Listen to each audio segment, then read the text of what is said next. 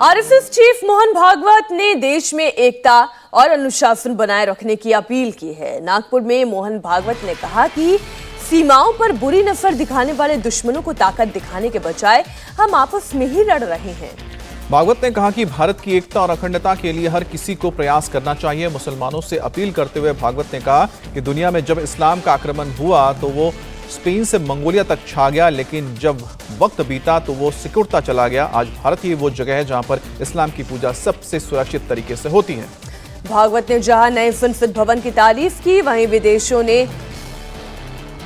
में अटैक करने वाले राहुल गांधी को भी निशाने पर लिया।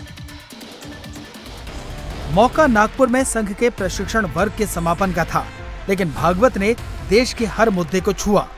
अमेरिका में भारत की आलोचना कर रहे राहुल गांधी को बिना नाम लिए खरी खोटी सुनाई तो संसद की नई बिल्डिंग की तारीफ भी की। किसके आगे बढ़ते हुए चरणों को, नयनों को विस्फार कर और दांतों तले उंगली दबाकर दुनिया देख रही है, वो हमारा भारतवर्ष है। हमको आनंद होता है ये सुनकर। दुनिया के वरिष्ठ G20 देशों की परिषद की अध्यक्षता भारत को मिली। हमको उसका गौरव हम अनुभव करते हैं। नए संसद भवन का उद्घाटन हो गया, उसमें और जिस प्रकार के चित्र वगैरह लगाए हुए दिखते हैं, वीडियो वायरल हो रहे हैं,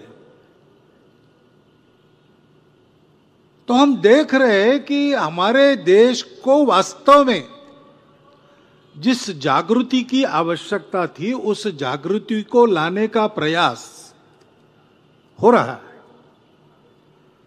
तो जनसामान्य आनंदित होता है।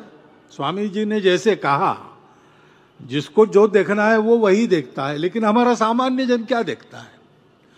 वो देखता है कि भारत की कीर्ति हो रही, भारत आगे बढ़ रहा है। अंदर भी कई बातें ठीक हो रही, कई अभी नहीं हुई है, होगी। किसी को लगता है कि ऐसे ही होगी, किसी को लगता है नहीं दूसरा कुछ होना चाहिए। ये चलते रहता है। भागवत ने एक बार फिर मुसलमानों का नाम लिया, इस्लाम की बात की और कहा कि भारत ही वो जमीन है जहां से विदेशियों के जाने के बाद भी इस्लाम की पूजा होती है।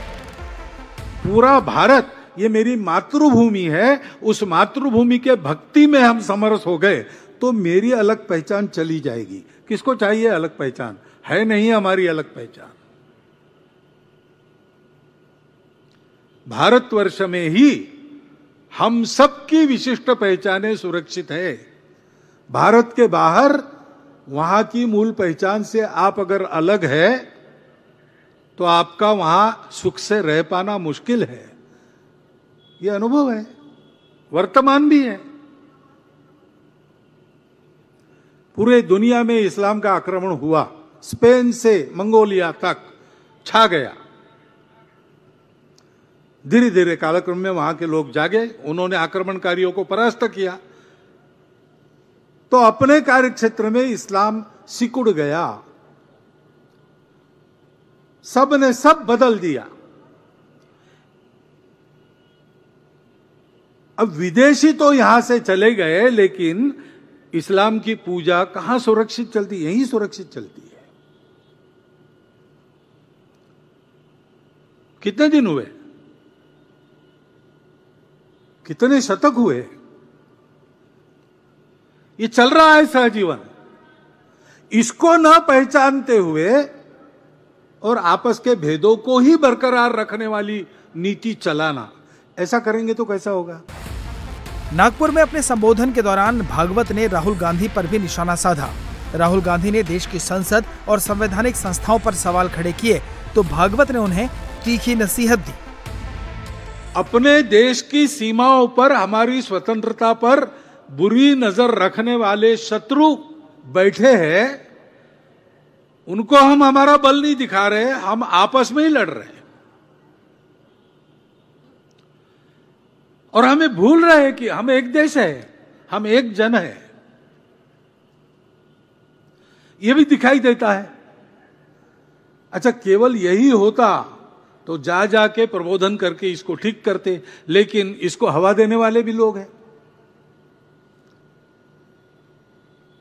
राजनीति चलती है, हमारा प्रजातंत्र है अनेक दल अनेक विचार रहेंगे, सत्ता के लिए स्पर्धा रहेगी, रहती है, ये पद्धति है। परंतु उसकी भी एक मर्यादा होती है। ये सारे देश के राजनीतिक दल है, एक दूसरे पर टीका टिप्पणी उनको करनी ही पड़ती है, करे, जितनी अधिक कर सकते करे, परंतु लोगों में विसंवाद उत्पन्न न हो, अपने देश के गौरव को कोई लांछन न लगे, आपस में लड़ाई झगड़ों को हवा न मिले, इतना विवेक तो रखना चाहिए, लेकिन नहीं दिखाई देता। ये सामान्य लोगों के समझ में आता है, वो इससे दुखी होते हैं, वो बोलते नहीं है। भागवत ने कहा कि हमारे संविधान निर्माताओं ने हमें अनुशासन का पाठ पढ़ाया है और इसी अनुशासन को देशभक्ति कहते हैं। कि अपने आराध्य को सर्वश्रेष्ठ मानना है, जातियां भारत में है, जातियों का गौरव भी लोगों में रहता है, ऐसा गौरव रहना कोई पाप नहीं है। अपनी अपनी भाषा का अभिमान होना चाहिए। सभी भारतीय भाषाएं हमारी मातृभाषाएं हैं, हमारे लोगों की मातृभाषाएं हैं, वो हमारी राष्ट्रीय भाषा है। अपनी अपनी मातृभाषा का अच्छा ज्ञान होना चाहिए और आपस में व्यवहार किसी एक भाषा में करना चाहिए, भारतीय भाषा में करना चाहिए।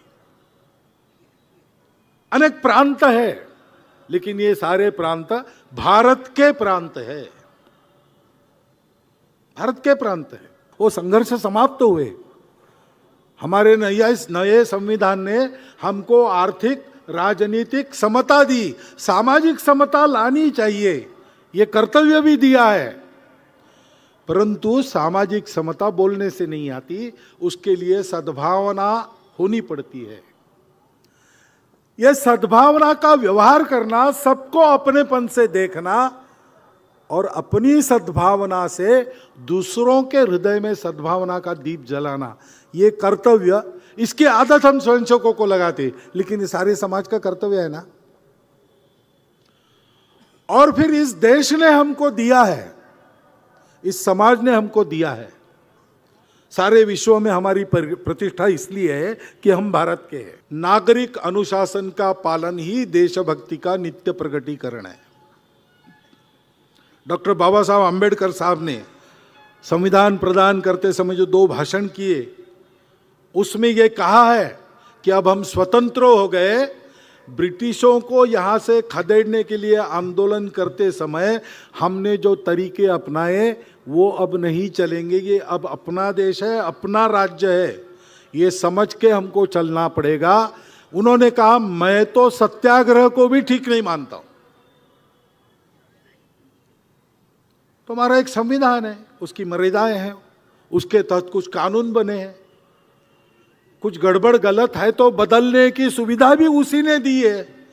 हमको उस संविधान का, कानून का पालन करना चाहिए और कानून संविधान जो भी हो, हमको अपने सामाजिक दायित्वों का पालन करना चाहिए। अकेले नहीं रहना है, हम सबको रहना है, साथ में रहना है। इंडिया टीवी हर वक्त हर जगह डाउनलोड करने के लिए सर्च करें India TV news Google play store या ऐप स्टोर पर।